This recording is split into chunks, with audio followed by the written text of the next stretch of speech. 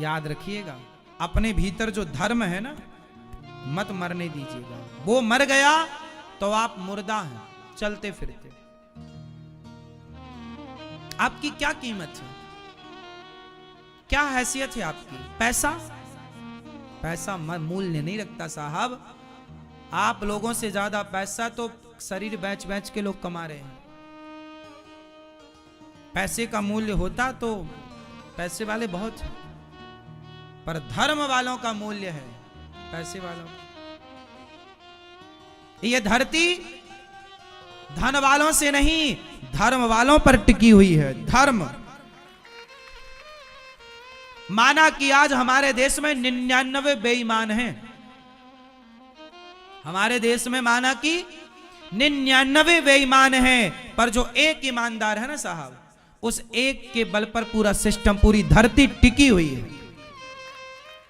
एक के बल पर, उन 99 नालायकों के बल पर नहीं, एक धर्म के बल पर। एक आदमी जो धर्म की धुरी पर बैठा है कि नहीं जी मैं मर जाऊंगा पर अपना धर्म नहीं छोड़ूंगा।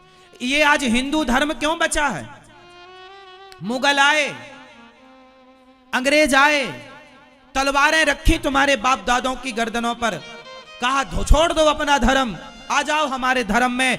मर गए लाखों हिंदू संस्कृति, सनातन संस्कृति के लोग मर गए, मिट गए, पर धर्म नहीं छोड़ा। तब बची ये संस्कृति, तब तुम आजाद भारत में हिंदू कह पा रहे हो अपने आप को, वरना अस्तित्व मिट जाता यदि धर्म छोड़ देते वो सनातनी लोग। तो घोड़े से हिंदू ना मिलता, घोड़े से संस्कृति, हिंदू संस्कृति ना मिलती। तलवारों की नोक पर धर्म परिवर्तन कराए गए हैं, हाँ या ना? पैसे लेकर, पैसे देकर धर्म परिवर्तन कराए गए हैं। लेकिन आज भी कुछ लोग ऐसे हैं, आज के भारत में भी कुछ लोग ऐसे हैं जो पैसे लेकर धर्म बदल लेते हैं। आज भी लाखों हिंदू धर्म बदल रहे हैं पैसे लेकर। लेकिन आज भी ऐसे भी लोग हैं जो अरबों लेकर भी, अरबों पाकर भी, भाई तेरा तू ले जा, मर जाएंगे और अपने धर्म का परित्याग नहीं करेंगे। स्वधर्मे निधनम श्रेयः परधर्मो भयावह। गीता में भगवान कहते हैं स्वयं के धर्म में रहना और रहकर मर जाना श्रेष्ठ है, लेकिन अपने धर्म का परित्याग करना श्रेष्ठ। और आप लोग जो कहते हो ना हम तो दोस्ती यारी में शराब पी लेते हैं, यार दोस्ती यारी क्या होती है? आप यदि किसी की दोस्ती के लिए शराब पी सकते हैं, यदि आप उसकी दोस्ती के लिए शराबी बन सकते हैं, तो आपकी दोस्ती के लिए वो शराब मुक्त क्यों नहीं हो सकता? वो छोड़ क्यों नहीं सकता? आप उसकी दोस्ती के लिए शराबी बन गए, शराब पीने वाले बन गए, तो आपकी दोस्ती के लिए उसने शराब छोड़ी क्यों नहीं? आप ही क्यों पियो, वो क्यों ना छोड़े कि भाई साहब मैं शराब नहीं पीता, तुझे मेरी दोस्ती करना है तो मेरे जैसा बनना पड़ेगा।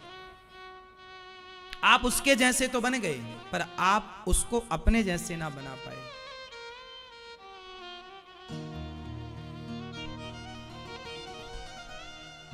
हमारे देश में कितने लोग ऐसे हैं, कितने ऐसे थे भूख से मर गए।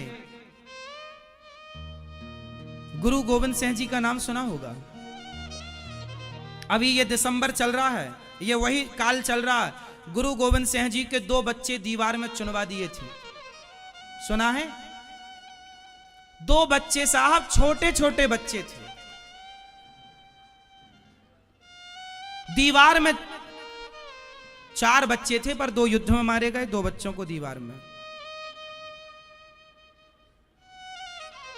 2 युद्ध में शहीद हो गए, 2 वीर गति को प्राप्त हो गए। 2 बच्चों को दीवार में चुनवा दिया गया। हंसते हंसते उन बच्चों ने अपने आप को, वो कह तो रहे थे तलवार के नोक रख के कि छोड़ दो अपना धर्म, धर्म छोड़ दो, हम तुम्हें नहीं मारेंगे। उन्होंने क्या कहा? मार दो। उन्होंने क्या कहा? मार दो, पर हम अपना धर्म, धर्म से प्यार करो साहब, धर्म को समझो। प्राण जाए पर धर्म ना जाए, ये वो देश जहां धर्म के लिए लोग मर गए। इसलिए आप लोगों से हाथ जोड़ के कहूं, शराब पीना आपका धर्म नहीं है। मांस खाना आपका धर्म नहीं है, झूठ बोलना आपका धर्म नहीं है। बोलने दो जमाने को बोले तो, पीने दो मांस खाने, पीने दो शराब जमाने को पीने दो, खाने दो मांस जमाने को, तुम तो ना खाओ। उम्मीद तुमसे है, औरों से नहीं है। एक गधा, उसके जो धोबी था, वो धोबी आज गधे को लेकर गया चराने के लिए। तो गधे को चराने जब जंगल में गया तो धोबी को ना चमकीला पत्थर मिला। चमकीला पत्थर लाकर धोबी ने गधे के गले में टांग दिया, क्योंकि चमकीला था और अच्छा लगा। तो धोबी ने चमकीले पत्थर को धागे में बढ़िया पिरो करके और गले में, अब गधा चले तो चमकीला पत्थर चम चम चम चम चमके, और गधे को बढ़िया जब वो नहलाता तो उसी चमकीले पत्थर से गधे को घिसता, साफ करता, निरमा साबुन लगा लगा के। एक दिन वहां से जौहरी गुजरा। जौहरी ने देखा, अरे ये तो बहुत बढ़िया वाला हीरा है। पर जौहरी को लगा यदि मैं डायरेक्ट बोल दूंगा कि ये हीरा है तो ये इसकी कीमत बढ़ा देगा, ये इसकी कीमत नहीं देगा, बहुत ज्यादा मांगेगा। तो जौहरी ने अपने तरीके से कहा, अरे भाई ये पत्थर कितने का दिया, कितने का? तो धोबी ने कहा, भाई पत्थर कितने का, फ्री में ले लो, तुम्हें पसंद है क्या? जौहरी बोला, हाँ मुझे पसंद है, मैं इस पत्थर के ना तुम्हें 5 रुपए देता हूं। उस धोबी को लगा पत्थर के 5 रुपए दे रहा बहुत है, हम तो दूसरा उठा लेंगे। अब धोबी को थोड़ी पता था कि हर चमकने वाला पत्थर हीरा नहीं है, उसे तो लगा जंगल में ऐसे बहुत है। उसने 5 रुपए में वो पत्थर जौहरी को दिया। जौहरी बड़ा खुश था कि करोड़ों का हीरा 5 रुपए में, और धोबी तो देकर चला गया जंगल की तरफ के फिर ले आऊंगा। लेकिन जैसे ही वो हीरा उस जौहरी के गोद में आया और हाथ में आया तो वो हीरा टूट कर ना टुकड़े टुकड़े हो गया। जौहरी ने कहा, यार तू अभी गधे के गले पर था तब तो टूटा नहीं, अभी गधे की पीठ को साफ कर रहा था तब तो तू टूटा नहीं, और अब मेरे पास आया तो टूटकर टुकड़े टुकड़े हो गया। तब टुकड़े से आवाज आई, हीरे के टुकड़े से। हीरे ने कहा, जौहरी उस गधे को और उस धोबी को पता ही नहीं था कि मेरी कीमत क्या है, उसे तो पता ही नहीं था कि मैं कौन हूं। पर जौहरी तुम्हें तो पता था कि मैं कौन हूं, फिर भी तुमने मेरी कीमत 5 रुपए लगाई। तो तुम जैसे जौहरी जब मेरी कीमत 5 रुपए लगाएंगे, तुम जैसे जानकार भी मेरी कीमत 5 रुपए लगाएंगे, तब तो मैं टूट कर टुकड़े टुकड़े ही हो जाऊंगा ना। क्या मतलब हुआ इसका? पाकिस्तान के लोग शराब पिए, पाकिस्तान के लोग मांस खाएं, पाकिस्तान के लोग झूठ बोलें तो कोई बड़ी बात नहीं, बोलने दो, क्योंकि उनका बोलने का हिसाब है, बोलें। पर तुम भारतीय लोग, तुम सनातनी, कम से कम तुम तो शराब ना पियो, तुम तो मांस ना खाओ, क्योंकि तुम सनातनी हो, तुम वो जौहरी हो। धर्म की परिभाषा पाकिस्तानी क्या जाने, धर्म की परिभाषा तो सनातनी जानता है। और सनातनी होकर यदि तुम धर्म के सनातन धर्मी होकर के झूठ बोलोगे, मांस खाओगे, शराब पियोगे, तो वो धर्म रूपी हीरा तो टूट कर टुकड़े टुकड़े ही हो जाएगा ना साहब। क्योंकि उस धर्म रूपी हीरा को पूरी दुनिया में पहचानने वाला कोई है तो हिंदू है, सनातनी है। और तुम सनातनी होकर भी तुम शराब पियोगे तो छोड़ेगा कौन? तुम मांस खाओगे तो सही राह पर चलेगा कौन? और तुम झूठ बोलोगे तो सच बोलेगा कौन? किससे उम्मीद करें हम कि सच बोलेगा? पाकिस्तानी सच बोलेंगे? कौन बोलेगा सच? किससे उम्मीद है? जौहरी झूठ बोलेगा तो सच की उम्मीद किससे की जाएगी बताओ? आप शराब पिएंगे तो फिर किससे उम्मीद है? आप जैसे लोग यदि शराब पीने लग गए, आप जैसे समझदार लोग गलत राह पर चलने लग गए, तो सही राह पर कौन चलेगा? नाम बताओ। कौन चलेगा? आप झूठ बोलने लग गए तो सच कौन बोलेगा? आप निर्दयी हो गए तो दया कौन करेगा? इसलिए साहब, ना जाने दो अपने धर्म को। तुम्हारे बाप दादों ने सिर काट करके अपना तुम्हारी इस सनातन संस्कृति को, धर्म को बचाया। कितनी बार मुगलों का, अंग्रेजों का और बौद्धों का आक्रमण हुआ और हमारी संस्कृति को नष्ट। नालंदा में आग लगा दी, 11 महीने तक आग जलती रही। सारी संस्कृति को मिटाने का पूरा प्रयास हुआ, सारे गुरुकुलों को उजाड़ा गया अंग्रेजों के द्वारा, मुगलों के द्वारा। फिर भी यदि तुम्हारी संस्कृति जिंदा है तो उस पर गर्व कराओ, गर्व करो कि हमारे उन ऋषि मुनियों का, उन पूर्वजों का धन्यवाद दो जिन्होंने मरकर भी अपने धर्म को बचाए रखा। आज हमारे देश में गीता है। तुम्हें पता है गीता क्यों जिंदा है? अंग्रेजों ने तो सारी पुस्तकें जला दी थी, मुगलों ने तो सारे नालंदा में आग लगवा दी थी। किनके बल पर जिंदा है?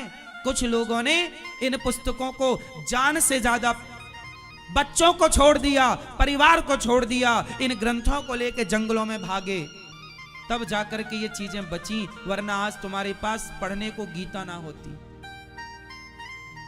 उस जमाने में जब प्रेस नहीं हुआ करती थी, पुस्तकें नहीं छपती थी, उस जमाने में हस्तलिखित पुस्तकें होती थी, तो वो भी गिनी चुनी मात्रा में होती थी। उन्हें अंग्रेजों ने निशाना बनाया, सारे ग्रंथों को जलाया। नालंदा में आग क्यों लगवाई? क्यों? चाणक्य के पास सबसे बड़ा पुस्तकालय था, सबसे बड़ा ग्रंथालय था। इतनी आग, इतनी पुस्तकें थी चाणक्य के पास के आग को, पुस्तकें जलाने में 11 महीने लग गए। आग कितने महीने जलती रही? लगभग 11 महीने। तब जाकर के नालंदा की आज भी वो खंडहर पड़ा है, आज भी गवाही दे रहा है अपने जलने की। फिर भी हमारी देश में संस्कृति है। ये देख रहे हैं, ये बच्चे बैठे हैं, ये गौरी गोपाल गुरुकुल के बच्चे हैं जो आज के इस युग में भी संस्कृत पढ़ के, वेद पुराण पढ़ के अपनी संस्कृति को बचाने का प्रयास कर रहे हैं। ये गौरी गोपाल गुरुकुल में पढ़ रहे ये 104 बच्चे हैं। ये सारे बच्चे निःशुल्क पढ़ते हैं गौरी गोपाल गुरुकुल में। ये दास अनिरुद्ध जो आपको कथा सुनाकर जो भी आप थोड़ा थोड़ा सहयोग करते हैं, उसके बल पर वृद्ध माओं की सेवा, अन्य क्षेत्र की सेवा और इन बच्चों की निःशुल्क शिक्षा होती है। कोई शुल्क नहीं लिया गया इन बच्चों से। इनको वो पढ़ाई पढ़ाई जाती है जो पढ़ाई हमने पढ़ी, जो हमारे गुरुजनों ने पढ़ी, जिस पढ़ाई के नाम से, जिस पढ़ाई को लेकर भारत जाना जाता है। हमारे यहां गुरुकुल होते थे। क्या होते थे? वो नष्ट किए गए। उनके नष्ट करने के बाद भी अनिरुद्धाचार्य जैसे लोगों ने आज भी उस गुरुकुल की परंपरा को बचाए रखा है। बची हैं वो परंपराएं। यदि हम भी शराब पीने लग गए, हम भी आपकी तरह मांस खाने लग गए, तो फिर सत्य को कौन बचाएगा? धर्म को कौन बचाएगा?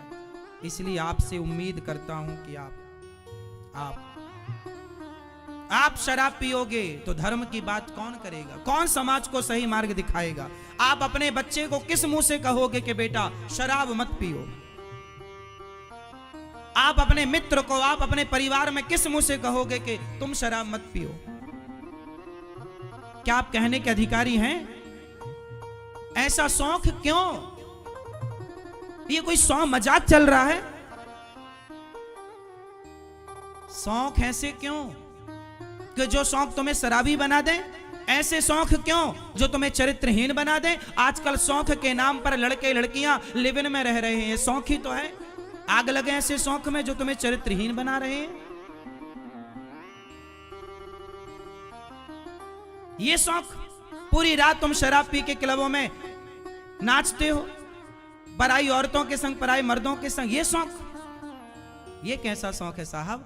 ये शौक नहीं है, ये विनाश काले विपरीत बुद्धि है। शौक नहीं है ये।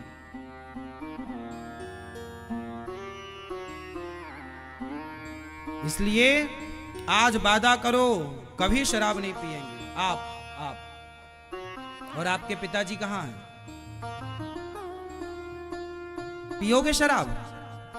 सही बताओ, अब नहीं पीना। आप पियोगे? पक्का वादा? मान लें हम? वैसे शराबियों की कोई मानता नहीं है, एक हम मूर्ख हैं जो मान लेते हैं। मान लें? आप भैया नहीं पियोगे? छोड़ दोगे ना? सही। और कौन पीता है बताओ? ये सब पीते हैं। आप पीते हो शराब? ये तो मना कर रहे हैं। वो दोनों पीते हैं, चश्मे वाले भैया ना। क्यों पीते हैं? पीते हैं आप? अब नहीं पीना, छोड़ देंगे कि नहीं छोड़ेंगे? हाँ, क्या कह रहे हैं? धीरे धीरे, मतलब बुराई धीरे धीरे छोड़ेंगे, अच्छाई को धीरे धीरे। बुराई एकदम से क्यों नहीं? गलत को एकदम एक साथ क्यों नहीं? धीरे धीरे क्यों? शराब पीना अच्छा है, मांस खाना अच्छा है। आप लोग मांस भी खाते हैं? क्या पसंद करते हैं आप? मछली, मुर्गा, मुर्गी, अंडा, बकरा, बकरी? आदमी क्या खाते हैं? मछली, मुर्गी, बकरा। और आदमी नहीं खाते हैं।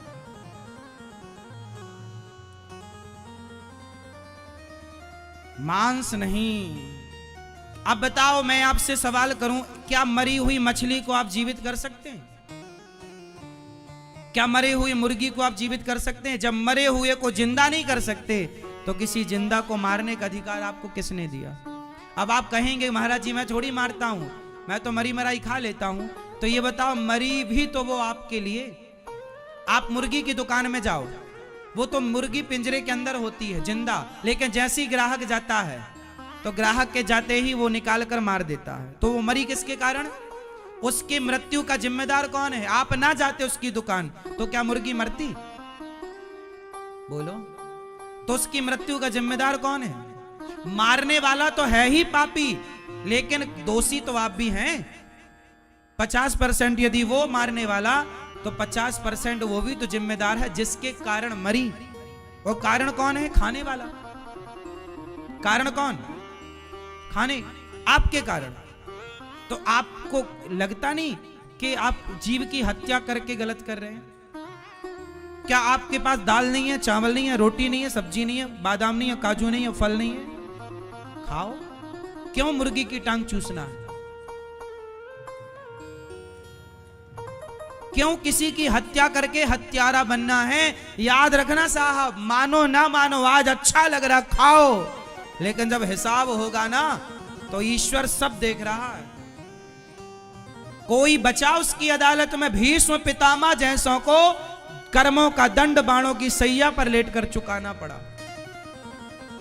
एक सांप को फेंका था कांटों के ढेर पर, कुछ जन्म पहले कांटे पर फेंका सांप को पितामह भीष्म ने, तो वो पाप का दंड पितामह को भोगना पड़ा और बाणों की सैया पर लेट करके वो सांप के साथ किया अत्याचार चुकाना पड़ा। उसे कांटों की सैया पर लिटाया पितामह ने, तो स्वयं को बाणों की सैया पर लेटकर हिसाब चुकाना पड़ा। पितामह जैसों को हिसाब चुकाना पड़ा, तो हम और आप कौन हैं? चुकाना नहीं पड़ेगा? अभी तो मजा आ रहा है, हिसाब होगा तब पता चलेगा। सुधर जाओगे कि नहीं?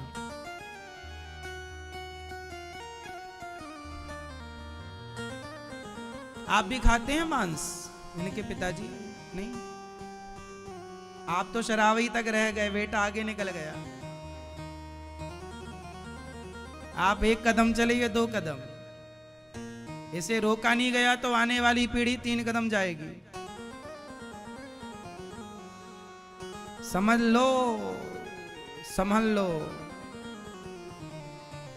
इसलिए बिहारी जी ने आप लोगों को यहां बुला लिया कि संभाल लिया बिहारी जी ने।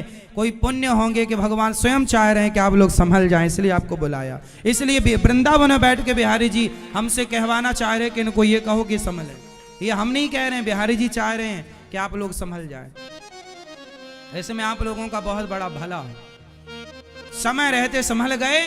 दुर्योधन ने समय रहते, यदि भगवान कृष्ण शांति दूत बन के गए थे ना दुर्योधन को समझाने, यदि दुर्योधन ने भगवान की बात मान ली होती तो सर्वनाश होता दुर्योधन का। ऐसे ही हम आपके शांति दूत बन करके आपसे कह रहे हैं, संभल जाओ। हमारी बात जो मानेगा उसका कल्याण होगा, जो नहीं मानेगा, तो दुर्योधन ने नहीं माना तो परिणाम क्या हुआ। इसलिए भगवान सबको एक बार समझाते हैं, गुरु के रूप में समझाते हैं, माता पिता के रूप में समझाते हैं। हर व्यक्ति को गलती के बाद संभलने का, संभालने का एक मौका देते हैं। संभल जा, गलती हुई संभल जा, सावधान। फिर भी गलती हुई तब भगवान ने कर्ण को भी समझाया था, तू दुर्योधन का साथ देकर गलत कर रहा मेरे भाई, कर्ण गलत कर रहे हो, समझाया था, कर्ण ने नहीं सुनी। तो गधे के गले में हीरा नहीं टूटा, पर जौहरी के हाथ में आकर टूट गया। क्यों? क्योंकि जौहरी भी जब कदर नहीं करेगा हीरे की तो कदर करेगा कौन? धर्म की कदर आप नहीं करेंगे तो धर्म की कदर करेगा कौन? इसलिए आप वचन दीजिए हमें कि किसी भी हाल में प्राण जाए पर धर्म नहीं जाएगा हमारा। दशरथ जी मर गए, प्राण जाए पर धर्म न जाए। वचन मीन्स धर्म। प्राण जाए पर धर्म न जाए, धर्म नहीं जाना चाहिए। तो आप लोगों भी इस बात का पूरा पूरा ख्याल रखेंगे। प्रिय भक्तों, हमें पूरी उम्मीद है, आपसे पूरा विश्वास है कि आप मेरी हर बात को बहुत समझदारी से समझ रहे होंगे। तो भगवान, धर्म क्या है? यही धर्म। धर्म को बहुत करीबी से हमने समझा दिया आपको, समझ में आ गई बात। भगवान सगुण है कि निर्गुण, साकार कि निराकार, दोनों। ईश्वर साकार भी निराकार भी। भगवान के अवतार कितने हैं? 24। भगवान के कितने अवतार हैं? 24 अवतार। सनकादि प्रथम अवतार भगवान से, ब्रह्मा जी से प्रकट हुए, सनक सनंदन सनातन सनत कुमार। दूसरा अवतार बाराह, जिन्होंने हिरण्याक्ष को मार के पृथ्वी की स्थापना की। तीसरा अवतार नारद जी, जिन्होंने भक्ति का प्रचार किया। चौथा अवतार नर नारायण, जो धर्म की मूर्ति, धर्म की पत्नी मूर्ति के गर्भ से प्रकट होकर के और अपनी इंद्रियों को वश में किया, है ना। मैया जा रही हो, क्यों बुरा मान गई क्या? अब धर्म तो नहीं छोड़ोगी? कथा सुनते रहना मेरी माँ। तो जा रही हो, जल्दी आना फिर, टाटा। मैया टाटा, जल्दी आना। हाँ, कल फिर आना कथा में, या फिर टीवी पर या यूट्यूब पर सुनना। कपिल देव भगवान का जन्म हुआ, 5वें अवतार कपिल देव भगवान, 6वें दत्तात्रेय जी, 7वें यज्ञ भगवान, 8वें ऋषभ देव जी, 9वें पृथु भगवान, 10वें मत्स्य भगवान, 11वें कच्छप भगवान, 12वें धनवंतरी, 13वें मोहिनी, 14वें नरसिंह, 15वें वामन, 16वां अवतार भगवान का हुआ परशुराम जी, 17वें वेदव्यास जी, 18वें श्री राम, 19वें बलराम जी, 20वें भगवान कृष्ण, 21वें बुद्धावतार, 22वें हरि अवतार, 23वें हंस अवतार और 24वें कल्कि अवतार होंगे संबल ग्राम में विष्णु यश नाम के ब्राह्मण के यहाँ। भगवान के अवतार से अनंत, हरि अनंत हरि कथा अनंता, कहाँ सुनहि बहु विधि सब संता। भगवान के अनंत अवतार हैं। व्यास जी महाराज ने 17 पुराण लिखे पर शांति नहीं मिली। शांति के लिए व्यास जी को नारद जी ने कहा, आपने भागवत जी नहीं लिखी, भगवान की लीलाओं का विस्तार नहीं किया, इसलिए शांति नहीं। तब नारद जी के कहने पर नारद जी ने आत्मकथा सुनाई, मैं दासी पुत्र था पर भगवत कृपा से ब्रह्मा पुत्र बना। और महाभारत से शुरुआत की भागवत जी की। महाभारत में 99 कौरव मारे गए। महाभारत का युद्ध क्यों हुआ?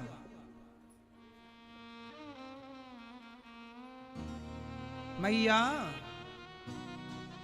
अच्छा बताओ, महाभारत का युद्ध क्यों हुआ? ये मैया बताएंगी। पीली नहीं बताओगी? नहीं नहीं, हम तो वहां थे ही नहीं महाराज जी, हम कैसे बता सकते हैं? आप बताओ ये महाभारत क्यों हुआ? आप चारों बताओ, ये भैया जी, वो भैया जी, वो बीच की दो मैया। महाभारत क्यों हुआ? कौन जिम्मेदार था? द्रौपदी? दुर्योधन जिम्मेदार नहीं था? आप लोग भी अच्छा बता रहे हैं, द्रौपदी जिम्मेदार है।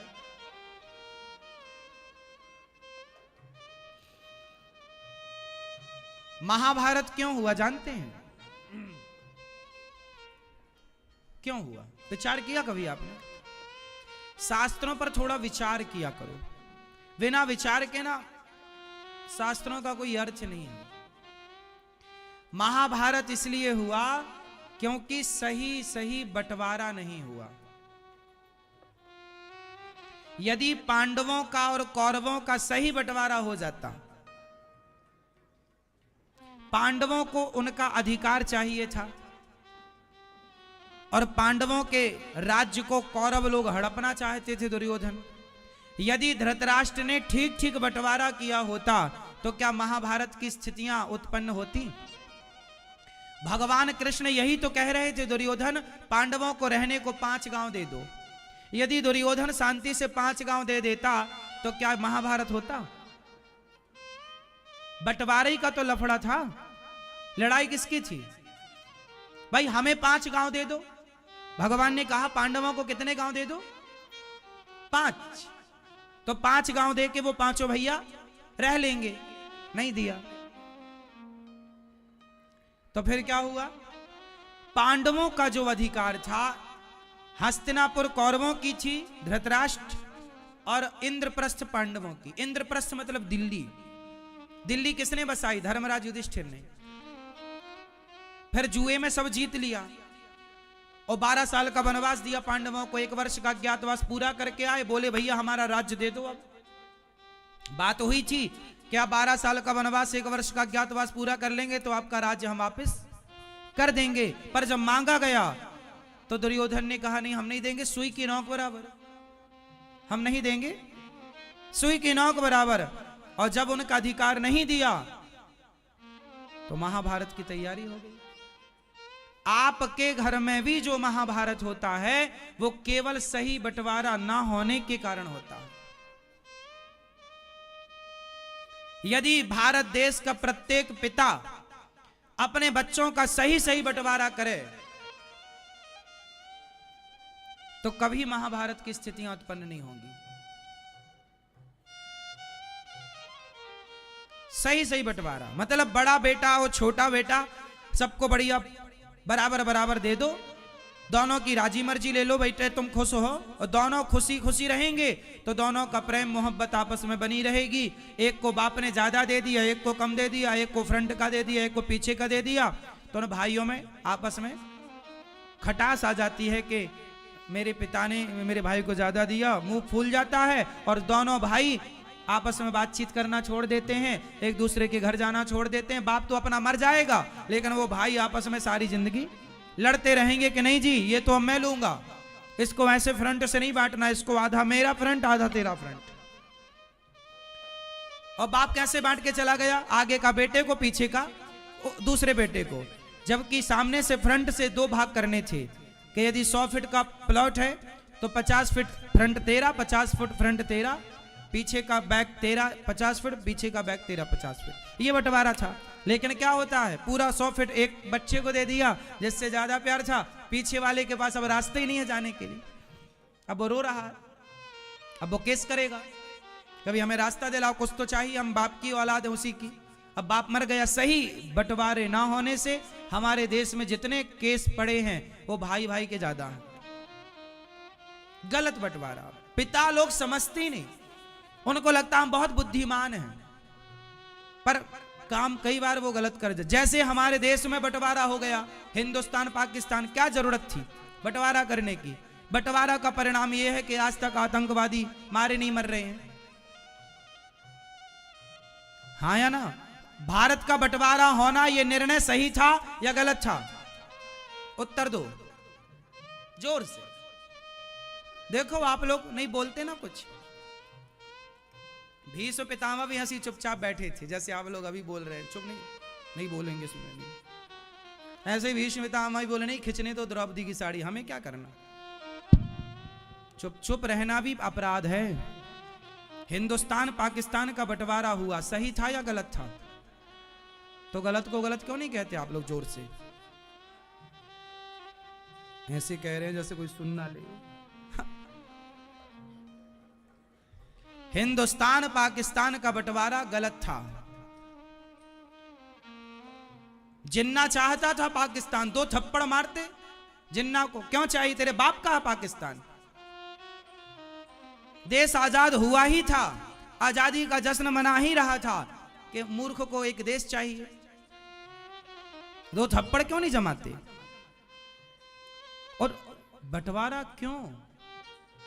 ट्रेनों से हजारों भारतीय कट करके बहनें आई, बच्चे आए, पुरुष आए। अब मैं सवाल कर लूं कि जो बंटवारे के समय हजारों हिंदू जो वहां से ट्रेनों पे कट कट के आ रहे थे, उनकी हत्या का जिम्मेदार कौन था? बोलो कौन था? वही लोग जिन्होंने गलत बंटवारा किया। इसलिए बंटवारा करोगे गलत तरीके से तो यही लाशें बहेंगी साहर, लाशें बिछेंगी। और बिछी आजादी के बाद देख लो आप। गलत बंटवारा ये समझते नहीं हो आप लोग। महाभारत की आज तक हिंदुस्तान पाकिस्तान का महाभारत चल रहा है। वो महाभारत तो 18 दिन में खत्म हो गया, ये महाभारत तो अभी तक चल रहा है और पता नहीं आगे कब तक चलेगा। 75 साल से तो चल ही रहा है लगभग।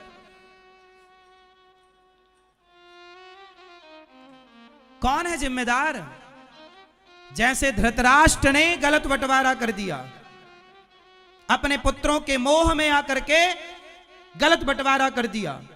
पांडवों को सुई की नोक बराबर भी देना नहीं उचित समझा।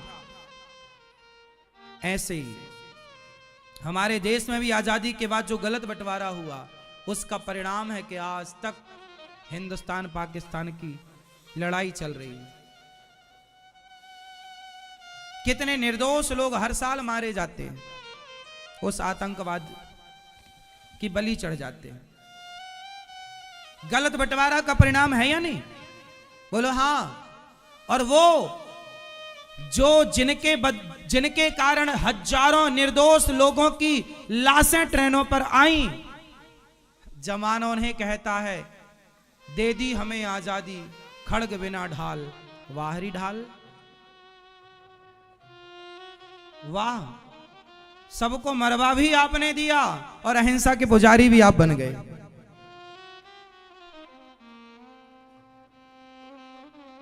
सोचिए उनके साथ क्या गुजरा होगा जो रातों रात अपने बच्चों को लेके भागे होंगे, अपना घर छोड़ करके, अपनी जमीन जायदाद छोड़ करके, अपने जेवर छोड़ करके, सारी जिंदगी कमाया होगा और सब छोड़ के एक पल में कि चलो भैया देश बट गया, चलो चलो चलो भागो।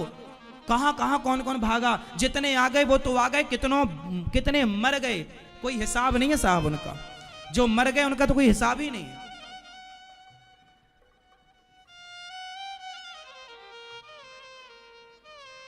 बूढ़े लोग जरूरी नहीं है कि जो निर्णय करते हैं हर निर्णय सही हो। मेरी अपनी पर्सनल, जब मैं समझा इस चीज को तो मुझे लगा कि ये बिल्कुल गलत निर्णय था। जो जिद कर रहे थे उन्हें 2 थप्पड़ मार के बिठा देते चुपचाप। क्यों जी? अरे बंटवारा करना था तो अपने घर का करते, अपने बाप की संपत्ति का करते। देश की संपत्ति का बंटवारा करने का तुम्हें अधिकार किसने दिया था? तुम अपने बाप की दौलत का करते ना बंटवारा, जो तुम्हारे बाप ने तुम्हें दी है। तुम देश के बाप काहे बन गए? देश के बाप भगवान है, धरती के पिता कौन? तुम्हें वो माता, अच्छा पिता तुम्हें, भगवान बाप है सबके। तुम कब से बाप हो गए? झूठे ही बाप।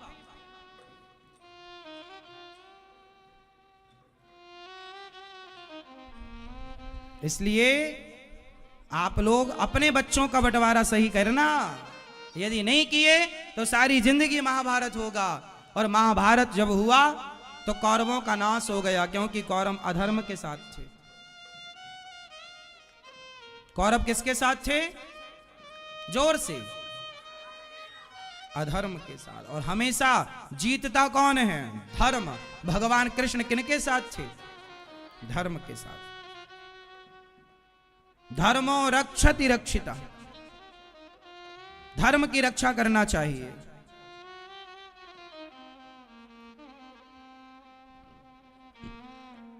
इसलिए आप लोग इन कथाओं से ना, ये कथाएं केवल सुनने की नहीं है, उतारने की है। यदि इन कथाओं के अकॉर्डिंग कोई जीवन जिए, हर बात का उदाहरण शास्त्रों से ले और सीखे, तो वो जीवन में खुश रहेगा। ये जीवन खुश रहने के मंत्र हैं। प्रसन्न रहो। तो कैसे प्रसन्न रहोगे?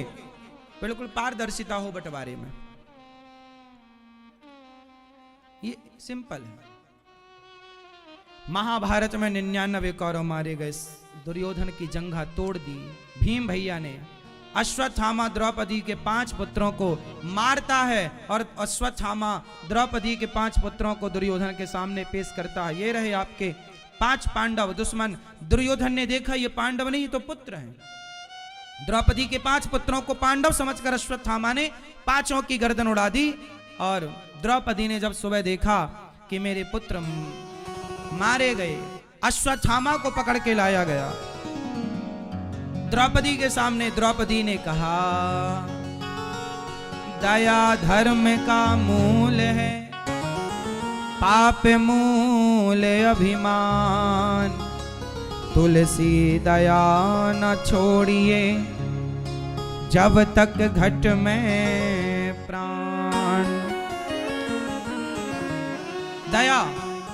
द्रौपदी ने कहा कि मेरे पुत्रों को भले इसने मारा, लेकिन ये गुरु पुत्र है, क्या इसे मार देने से मेरे मरे हुए बच्चे जीवित हो जाएंगे? देखो, जो माँ होती है ना, वो तो माँ होती है। माँ की जगह ना कोई नहीं ले सकता। कितना भी अपराध करे बच्चा, लेकिन एक बार कान पकड़ के माँ से सॉरी कह दे, सब भूल कर माँ गले लगाती है। और द्रौपदी एक माँ है। और आओ हम सब माँ की आज पूजा कर लेते हैं और माँ का आदर कर लेते हैं। अच्छा, आप लोग माँ की सेवा करते हो? आपकी माँ कहाँ है? हाँ, माँ की आरती उतारते हो आप कभी? नहीं। माँ के पांव धोते हो कभी? धोए कभी? माँ के पांव धोकर माँ के पांव का चरणामृत पिया करो। गंगा जल से अधिक पवित्र होता है माँ के चरणों का चरणोदक। आप करते हो अपनी माँ की सेवा? पांव धोते हो माँ के? आरती उतारते हैं माँ की? नहीं, नहीं उतारनी चाहिए। फिर नवरात्रि आती है ना, हम माटी की मूर्ति लाते हैं। जय माता दी, जय माता दी, जय माता दी, खूब आरती पूजा होती है। माटी की माता जी की तो खूब आरती उतरती है, पर जो सच्ची की तुम्हारी माता जी, उनकी आरती आप कभी नहीं उतारते। क्यों? वो माता जी नहीं है। अरे वो तो वो माँ है जिसने आपको बनाया। माँ यदि कहीं होती है ना, तो यही तो माँ है। भगवान कहीं होता है तो यही तो भगवान है। माँ से बड़ा भी कोई भगवान होता है तो आप मुझे बताओ? माँ और भगवान ये पर्यायवाची है। जिसे आप भगवान कहते हैं उसी का नाम है माँ। माता रामो मत पिता रामचंद्र, स्वामी रामो मत सखा रामचंद्र। तो भगवान का नाम माँ है और माँ का नाम भगवान है। इसलिए आपकी जो माँ है वो कौन है? इसलिए भगवान को किसकी तरह रखो? भगवान की तरह। कभी समय निकालो, माँ की आरती उतारो, माँ का सम्मान करो, माँ की सेवा करो। आजकल के बच्चे इतने व्यस्त हैं कि अपनी माँ के लिए समय नहीं। कभी आप माँ से ये तक नहीं पूछते माँ स्वास्थ्य कैसा है, दवाई ले ली क्या, माँ आज आपने खा लिया, पूछा करो माँ खा लिया आपने, माँ स्वास्थ्य कैसा पूछा करो, माँ के पास बैठा करो, माँ के पांव दबाया करो। आपकी माँ ने आपकी मालिश की कि नहीं बचपन में? जब आप छोटे से थे, हाथ पांव पकड़ पकड़ के नहीं तेल लगाती, मालिश करती, लोई करती, आटे और हल्दी की लोई करती, मेरा बेटा गोरा हो जाए। खूब बढ़िया तेल लगाया ताकि हड्डी मजबूत हो जाए। हाँ या ना? तो आपकी माँ ने जब आपके पांव दबाए, पांव की मालिश की, तो आप बड़े हो गए हैं, तो आपको माँ के पांव की मालिश नहीं करनी चाहिए? कर्जा नहीं चुकाना चाहिए? भाई लिए हो तो देना नहीं चाहिए? कहाँ देते हो आप लोग? पांव दबाते ही नहीं बहुत बच्चे, जो दबाते हैं उनको हम प्रणाम करते हैं। आप दबाते हैं पांव? नहीं। आप दबाते हैं पाँव? फिर नहीं, क्यों नहीं दबाते?